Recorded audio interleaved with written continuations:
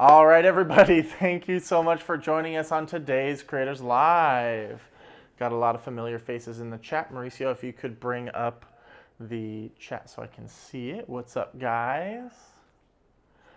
All right, can we get some more cameras in the chat? We have 14 people in here and 3 with their cameras on. 4 with Dawn. So if we could, and if you're invited as a panelist, go ahead and accept it. That's how you can turn on your camera. So let's get everybody in here. Filter on in. Okay. All right. Okay, so some more folks are filtering in. Let's go ahead and get right into it. Let's hear some wins. Anyone want to volunteer?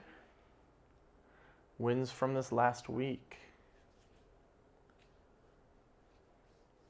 No volunteers. Okay, we'll start with Victor Rubio. Hey everybody, how's it going? Going great. Thank you for joining us. Thank you. Thanks for having these always. So this has been a really exciting week. There's a really big win that's on the way, but I'm not gonna say anything yet until it's a done deal.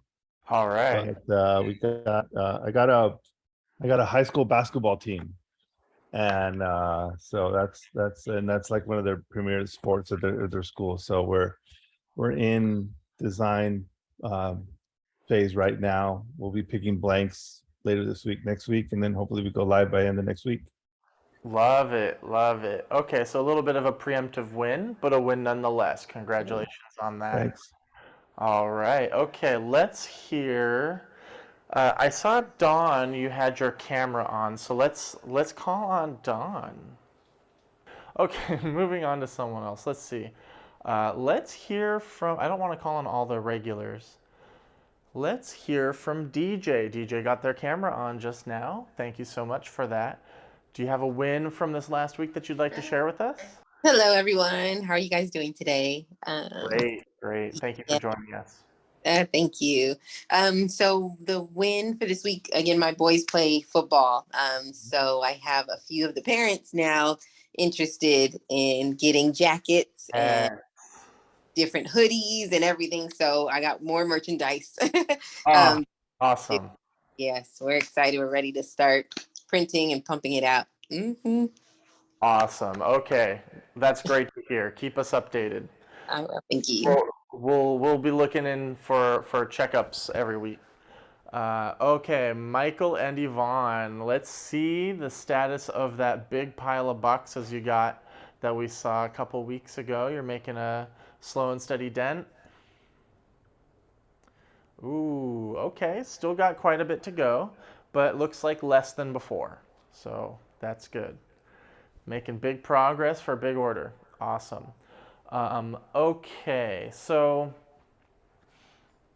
let's see. Any other wins that people want to volunteer before we just get rolling? Oh, we have 2 new clients. awesome.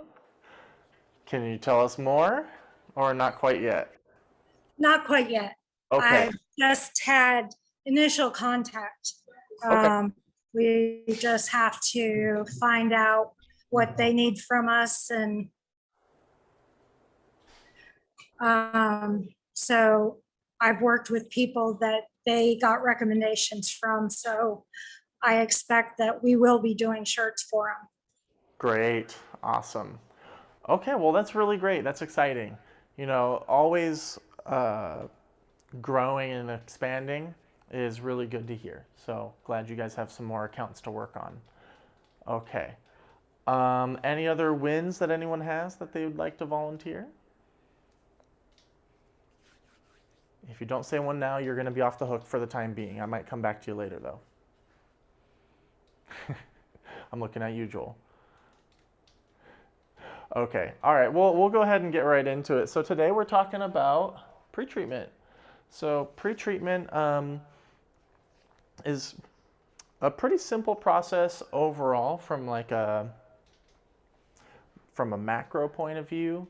But when you get into the nitty gritty, it does become pretty much as complex as you want it to be. You add new equipment, it can become more complex or it can be simplified. It depends on what you're looking to accomplish. In addition to that, I do want to touch on some troubleshooting tips and maybe workflow optimization type stuff for pretreatment. Because when done incorrectly or done suboptimally, it'll be really time consuming. So hopefully this session will help to streamline some stuff for you guys. And oh, I forgot to say hi to our Instagram feed. Hi, Instagram. Make sure to put in the chat if you have any questions throughout the session today. I am able to see you over here on my left, so if you have any questions, go ahead and put them in there. Okay, all right, so let's see, where do we want to start? So let's start with what you guys want to know. So go ahead and spitball either into the chat or you can go ahead and unmute. What are you looking to learn about pretreatment today? And that's what I want to tackle first.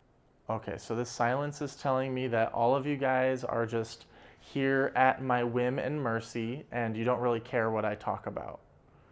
So, all right, so today we're going to be talking about Dungeons and Dragons and Lord of the Rings. This is DJ. I have a quick question Of regarding course. the hose, because I was using way too much that I found out later. As you know, the process, you're just trying to figure out how much you need for each material. I was using far too much of the polyester. So now it is clogged. I do my cleaning and everything, but it's not pulling at all from the back. And so I'm trying to figure out how can I either replace the little black nozzle and that goes in, or what do I have to do? Yeah, so inside it looks like in the background you have the direct treater dual, is that correct? Okay, so you would need to get to where you can take out the little nozzle tip. Have you ever removed that before? No. Okay, well that's going to be your problem. So that's probably going to be really gunked up. So what I'm going to have you do, if you open up the top and push the little. Oh, you mean on the inside and put it Yes. in the? No, I've done that. It's on the back end of my machine, like where it's actually pulling from the jug. It's not. Oh, okay. So that When one's you're going to be a little bit trickier. I can't say that I've ever needed to remove that before, so I can't speak on that from experience. What I will usually do is just get another cup and rinse it. So I wish I had some props here. So I have a whiteboard. So if I have the container and going in, and then there's this little filter guy on the end, right? So. So generally what I'll do is I'll remove it and I'll have another cup. Oh yeah, my drawing is on point today. And you can either have the little cleaning solution or some distilled water, and you just dunk and swish it through there to rinse it out. Okay, that's what I was wondering if there's. Okay, I'll try that. Thank you. Okay. And you let me know how that goes. My email is going to be in the chat. Okay. Okay. Let's see. We have Tony on Instagram asking, is it possible for me to buy and use these machines outside the USA? So we are OmniPrint International. There are some places in the world which we are not permitted to ship to, but a lot of folks, when it's outside of the US, will coordinate their own freight. So they'll have us deliver to the port, and then their people will pick it up, or you can just have them just pick it up from our location in California. So I hope that answers your question, Tony. If you have any other questions, you can reach out to me directly, brian@omniprintonline.com. Okay, all right, so then Michael and Yvonne had one that I want to make sure that we talk about today. So we have yellowed. I'm going to abbreviate pretreat today to PT because I'm gonna drive myself insane writing pretreat over and over on this whiteboard. So yellowed pretreat, just yellowed pretreat. There's a couple of different things to that. What other? Pretreat square, the pretreat box. So PT box. Okay, let's see. What's the best way to pretreat? I have messed up a couple already. Okay, so just maybe standard practice pretreat tips. So PT standard practice.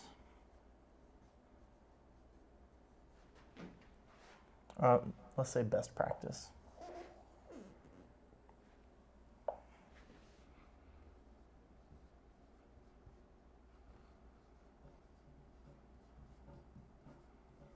Okay, I have a follow-up question for Brittany, who was asking about the pretreatment best practices. Do you use the spray gun, or do you have a machine that you're using? If you could drop that into the chat, that'll help me to help you. Christy asks, what is the best pretreat to use for blended materials and press types? Excuse me. Okay, so pretreating blends.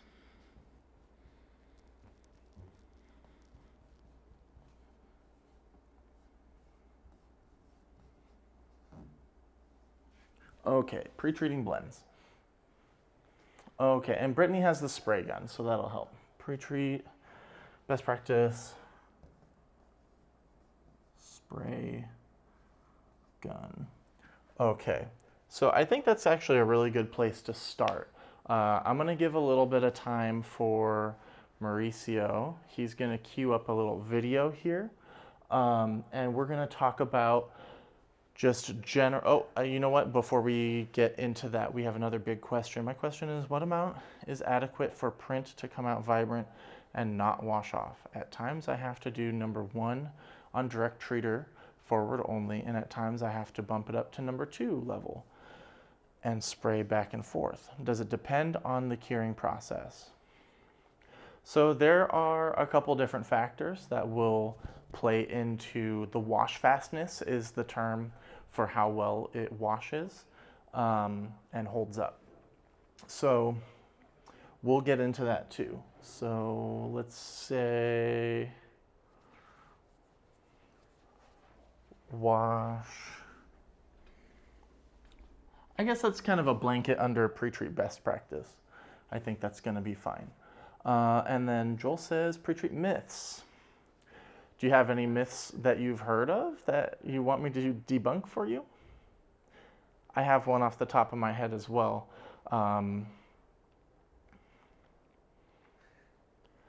Light cotton pretreat is just watered down dark cotton. I don't know about that. I could see why that would work, and I think it's a little bit more complex than that, Joel.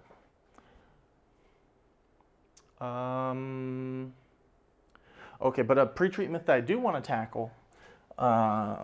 Okay, so we're gonna do myth.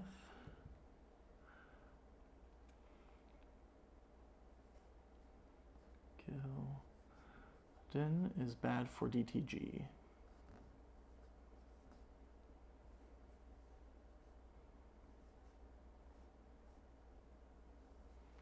Okay. All right, so the myth that Gildan is bad for DTG as a brand. And does the pretreatment brand need to match the ink brand? Ideally, yes, especially with the gamut inks, since they are purpose designed to work with each other, particularly on polyester blends. That's going to be really important, Joel. Okay, all right, so I think we have plenty to talk about here. Let's go ahead and we're going to start with pretreat best practices. So we're going to go ahead and play a video here in just a couple of seconds, and it's going to just summarize use of the spray gun. It is a little bit recycled footage from one of our previous creators' lives where we did pretreatment. So keep that in mind. I'm going to narrate over it. Effectively, we're going to be doing the hashtag spray pattern on the shirt. Here, let me do this. Okay, so if you have your t-shirt,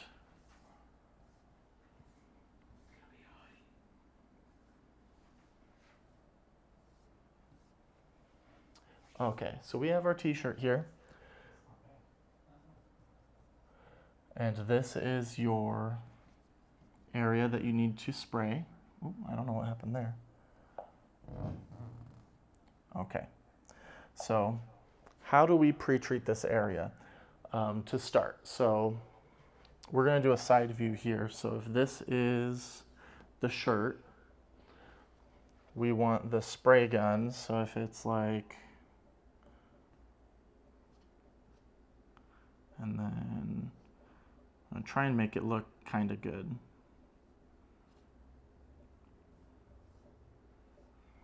So if that's our spray gun and the spray is coming out like so, we want, I did that without thinking about it. Luckily I can rotate it. Okay, so we want our spray gun to be parallel to our shirt. We want this to be about a foot and a half away from the shirt so that we have this nice coverage. So you see how it's basically splitting the shirt in half. So that would be splitting this in half here and then in half here. And that's our like quadrants. So this spray is going to cover this section and this section. Then we're going to go here. Then we're going to do an overlap here and here. So it'll go, let's see, I'm going to use a different color for this. Since I have different colors, I'm going to do blue. Okay, so we're going to do down and then up. And then you can do left and then right. And so this is what we call like the hashtag pattern. When you call into tech support, they'll talk about the hashtag pattern. I think our user manual also will talk about the hashtag pattern. That's what we're talking about. So you have your spray gun about a foot and a half away so that your spray width is going to be half of your intended spray area. You're going to do 1, 2 across. So the tempo will change depending on you, depending on what you're pre-treating and what your preferences are. I like to do a 2 count. I think that's easy to keep the right tempo. So you'll do 1, 2, 1, 2, 1, 2, and 1, 2. So on the vertical ones, because there's more distance to go, you would go a little bit faster, but you want to keep about 2 seconds per section. And then if you need more pre-treatment, you'll repeat the pattern. This will give you a nice even coverage over this whole area without just being random. When you get to the end of one of these arrows, you stop. You need to stop at this point so that you're not doing we'll do red on this part, so that you don't have a heavy section of pre-treatment here or here along the edges while you're still spraying and wasting pre-treat, moving to the next area of the pattern. Any questions about this so far? So far, so good. Okay, so this is what we're doing. We're gonna go ahead and play the video, and I'm gonna be doing this same pattern. And if any questions come up from the video, then you go ahead and let me know. Otherwise, we'll move on to other things. So let's go ahead and play it, Mauricio. All right, so in this, this is from when we were doing the hoodies. I'm explaining that here on the pocket areas, we don't really need to pre-treat the pockets since we're not gonna print on the pockets. We don't really need that much pre-treatment on the zipper since we're not really printing much on the zipper either. So we're going to go ahead and do that hashtag pattern. We're about a foot and a half up away from the garment. We did the first 2 sprays, and I'm kind of gauging how much pre-treat we have on here. So I'm explaining in this shot, we want it to look a little bit misty, kind of like, the way I describe it is like morning dew on grass, so it's a little bit damp. We send it through the conveyor dryer in this case. A lot of you folks will just have heat presses, which is perfectly fine. You would just take it to the heat press and press it until it's dry to the touch. When you use the conveyor dryer, you do want to go ahead and give it a press before you print on it. That way the fibers are nice and flat and you know that the garment is fully dry. Always make sure to feel the print area so that you know that it's going to be dry to the touch. And here we're doing another one, same process. Okay. All right, any questions about what you just saw or the process that I've described? These are the pre-treating with the spray gun best practices. If you print this shirt after you've dried it on the heat press and you find that it's not vibrant enough but you had a good nozzle check, try more pre-treatment. If you just do one pass, depending on behind the trigger of, let's see if I can make this bigger so that I can show you.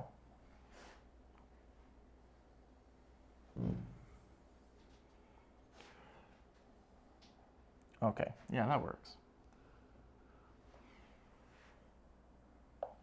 So if you have the trigger right here in red, right behind it on the spray guns, the Wagner spray guns that we sell with the printer, you're going to have a little dial to adjust the volume of spray that'll come out of the nozzle.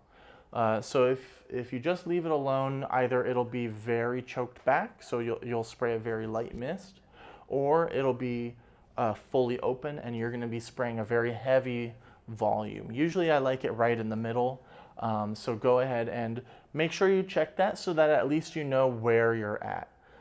If it's unscrewed away from the trigger, that means it's more open. And you can test it with water before you spray onto a t-shirt. So just go out onto the driveway or into your backyard, bathroom somewhere, and test it out into an area where you can see how much fluid is coming through the machine. Okay, all right, so let's get back to screen number 1 here. So that covers our best practices. And still no questions. What's the best way to clean the spray gun? Mine's not even giving me a spray. I think it might be clogged. Joel, do you mind at the desk right here, outside the door? There should be a spray gun kind of wrapped up. Yeah. Thank you. Okay, so we'll come back to that one.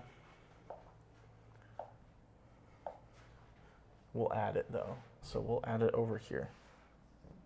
Whoops, that's eraser.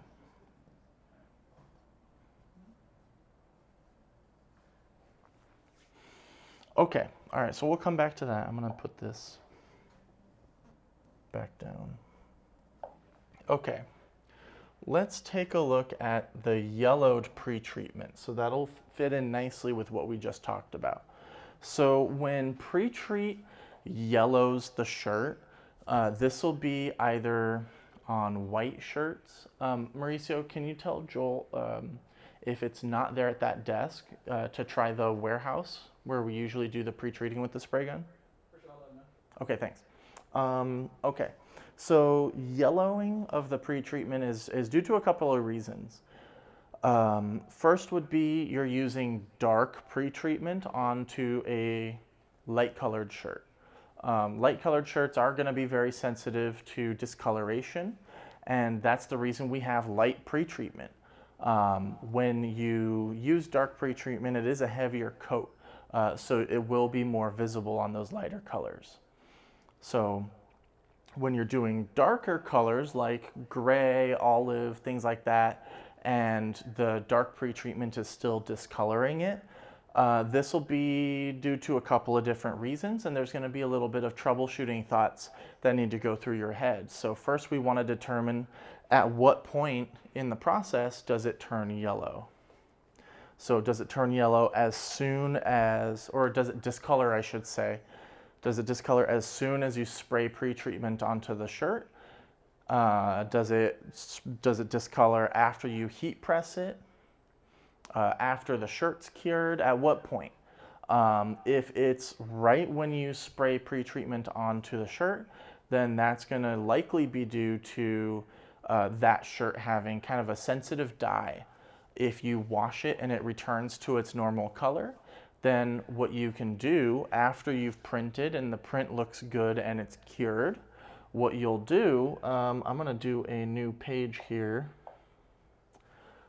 So let's say you have your shirt here. We'll do another nice little shirt drawing. Okay, so let's say this area has the pretreatment, and then we have our design here.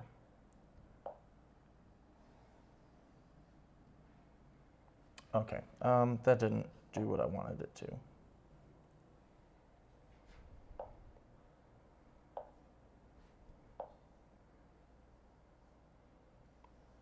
Okay, this is our very beautiful, oh, 2 fingers is in erase, that's interesting. So this is our beautiful design. Okay, so the squiggly line area is the pretreat, blue is the design. Sorry, I'm not a professional artist, Yvonne. I saw that. Okay, so we have all this pretreat around our image. The image is cured, so it's really important that this troubleshooting step would be done after curing. What you can do is just get a spray bottle with distilled water and spray water all around this area. And if you have your conveyor dryer like Michael and Yvonne do, this just to let you guys know, this is something that they were talking to me about earlier, and I thought it would be a good learning opportunity. So that's why I'm kind of directing this at them. So they have a conveyor dryer and they're getting this issue. So you just spray distilled water. It doesn't need a lot, just kind of a lightish mist, and then send it through the dryer. And when it comes out the other end, that water will have, what's the word I'm looking for? Evaporated. And we'll be left with the print. Do not spray water on the print. That's kind of like taking an iron and ironing your print. It's going to kind of worsen the wash fastness. So just spray it around, send it through the dryer. It should come out the other side looking pretty good. So Michael and Yvonne, that's what I want you guys to try, and let me know how that goes tomorrow. For those of you who don't have a conveyor dryer, you would do the same thing using the heat press. So you would spray water around your design and press it, very light pressure, at whatever temperature you were already curing it at, and that's going to be the next best thing. It's not as good for the print because the print is getting pressed more, but you can't really avoid it at that point. Okay, so I want any questions about that?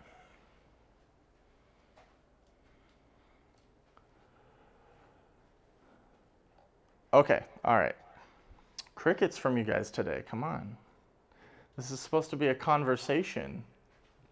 Okay, all right, so I'm giving you guys a hard time. So before we get too far away from it, I did want to go ahead and show you that we don't have close-up cam today, huh?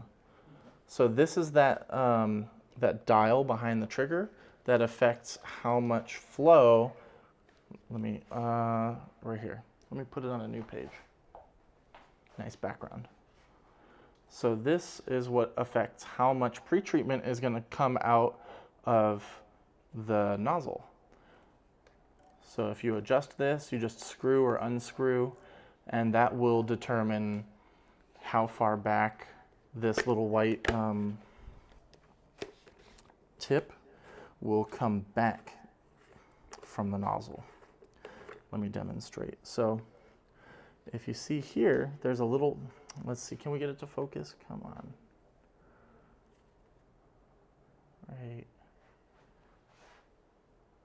Right about there. Is that in focus now?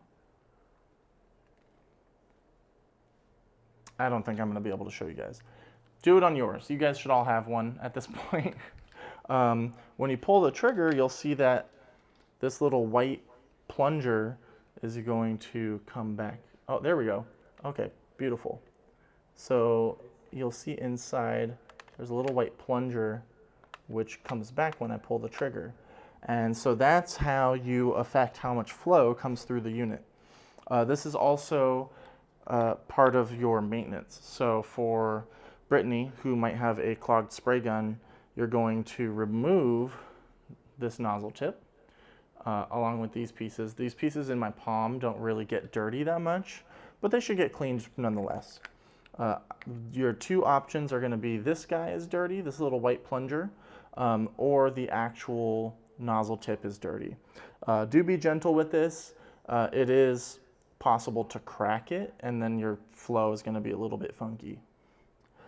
When you put it back together, there's going to be a little notch. Let's see if we can show it. So there's going to be a little notch right here that needs to line up to the indent here. So when you put it together, it should sink in nice and flush like it was before you took it apart. So like that. If it's sitting unevenly or something, it's going to spray kind of funny. So we'll put everything back together. And my preference is to have this little fan direction thingy. I don't know what that part is called, so it's going to be a thingy for you guys. My preference is to have that horizontal so that I have a vertical spray. Some folks prefer to have it vertical and then they get a horizontal spray, and you'll adjust your hashtag pattern accordingly so that you still follow the pattern with the width of the spray. Okay, and then another item of maintenance is just to make sure that you keep the little jug clean and the straw is clear. So a good tip is once you have the bottle off, you can take this tab down and remove just this part. Set this to the side. So now you have just this. You can take this over to the sink. You're going to pull the trigger and then just run a stream of water right down the straw. And so that's how you can clean this really easily. So there's that. This one's kind of messed up. Okay. All right, let's see what else we got here. Let's go back to the main screen. I'm going to hand this off. Thank you, sir. Instagram, any questions? No. Okay, Michael says we're sucking up the knowledge. Good. Okay, all right, so I would say spray gun cleaning is done. All right, what's next on the hit list here? Yellowed pre-treat, we talked about that. There is a little bit more I want to talk about the yellowing of the pre-treat. So we talked about if that happens right away. A test you can do is to wash the shirt and see if it returns to its normal color. That just means that the layer of pre-treat is discoloring the shirt, and the steaming method that we just talked about is going to be a good trick. Commonly, that's also an indication that you do have too much pre-treatment. So if you're not very familiar, if you're new to pre-treating, your first step should be trying less pre-treat. So just a disclaimer on that. Let's see. If your shirt yellows or discolors after you press it, either after you press it for the to dry the pre-treat or to cure the ink, what that's going to indicate to me is your temperature or your time or your pressure is too high. and it's damaging the pretreat and kind of burning it. So you need to double check all of your settings on those. We've talked about those settings a lot, and they're very easily accessible on our knowledge base, which we're going to drop a link in the chat right now, so that you guys can help yourself to that. I'm not going to go over the specific numbers. I think that's easy enough for you guys to help yourself on. So that's going to be found in the 330TX Plus or 330TX user manual for those kinds of settings. Let's see here. Okay, so I'm happy with the answer on that. Was there any other questions about yellowing or discoloration from the pretreat?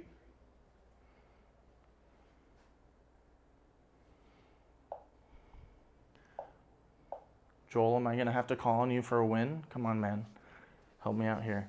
Okay, all right, we'll talk about the pretreat square.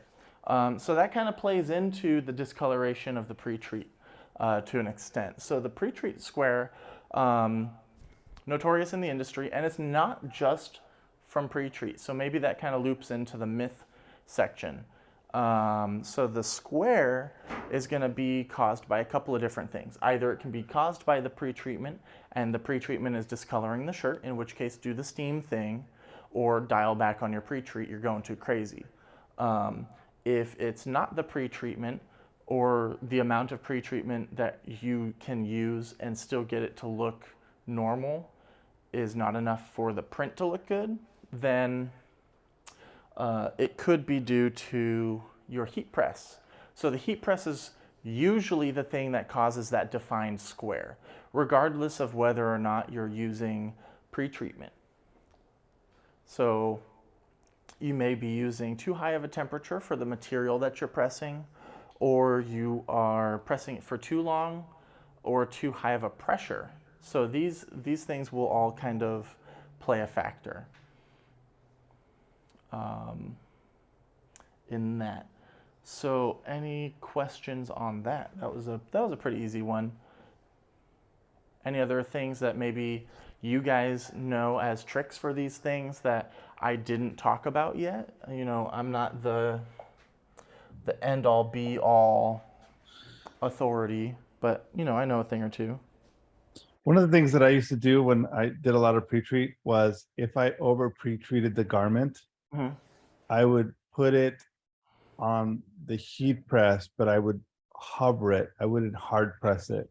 I'd hover it for a minute, and that would slowly evaporate a lot of the excess before I actually went through and then did the final print. So that kind of helped when, you know, in those situations to save the garment. That's a very good tip. Thank you for sharing. See, it's good to ask sometimes, huh?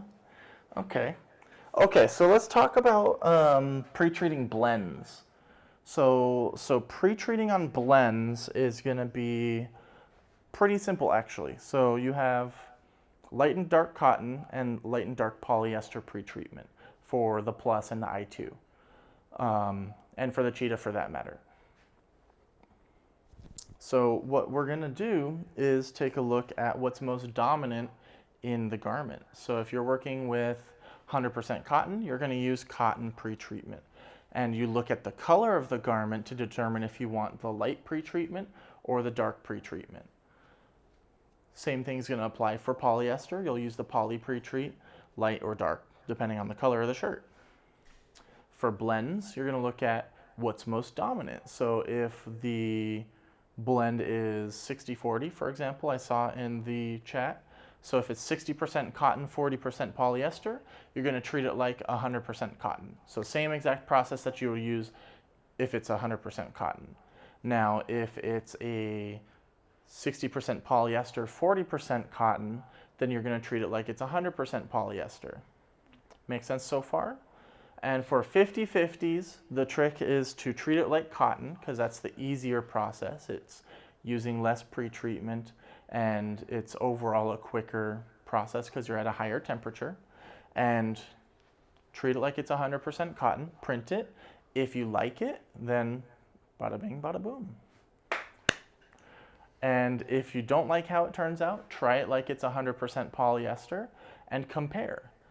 If you like one better than the other, then there you go.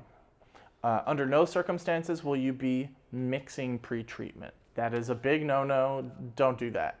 I have seen that in a couple of Facebook groups before, so don't be doing that. That's just gonna ruin your pre-treat. Okay. All right, so pre-treating blends. Any questions about that?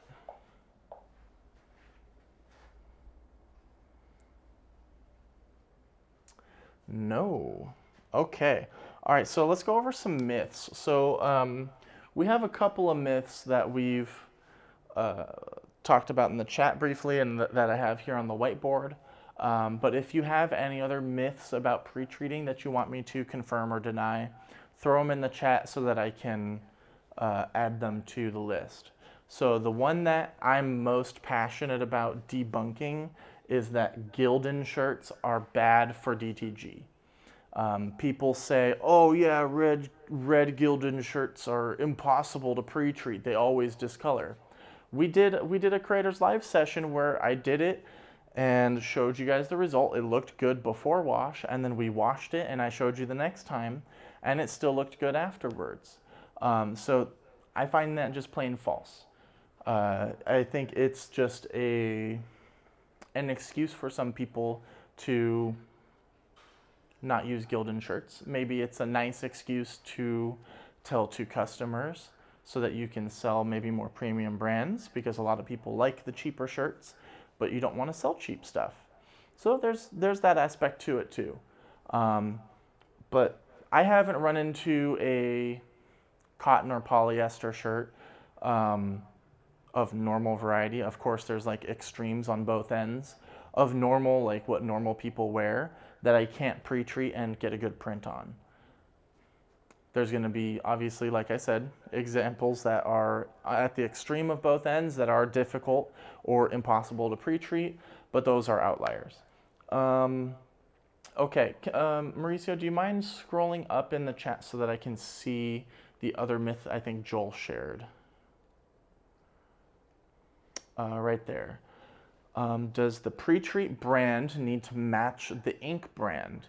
So that's actually a really good one for a couple of reasons. For some reason, people like to mix and match their products, and I tend to discourage that, because when you're in a lab setting creating this ink or pretreatment, you design it to work together. So under what circumstances do you think that a different product is going to interact better than the way it was designed in the first place? That's my thought process. In some cases, like the cheap China inks will work better with different cheap China brands. But if you're in this call, you're not using the cheapo brands.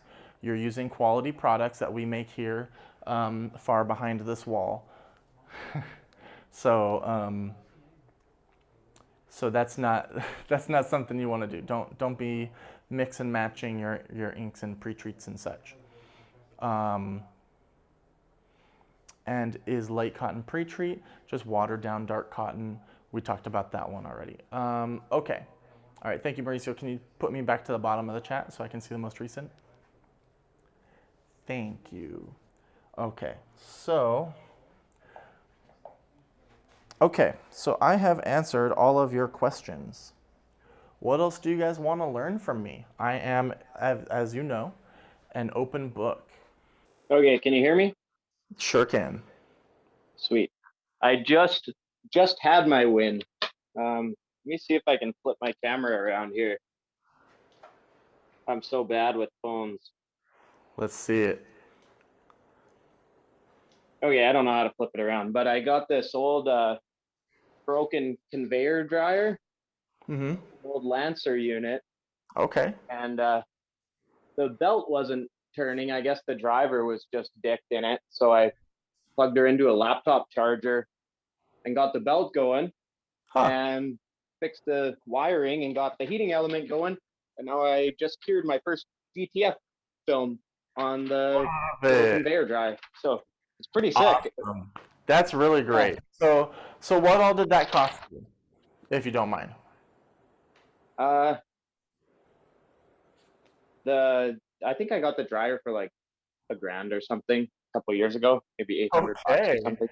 And it's All just been sitting around, and laptop charger is free, and I just bought a speed controller, so I'll be able to control the belt speed and a temperature controller for the heating element, and I got those on Amazon for $40 a pop, so maybe $1,080. That sure beats full price on a new one if you can make the old one work. Very good. Yeah, yeah, I'm stoked. Happy to hear it. Very good. Very resourceful of you. Nice. Okay, thank you for sharing. Okay, so I think we'll just wrap it up there. Before we wrap it up, any other questions or forever hold your peace?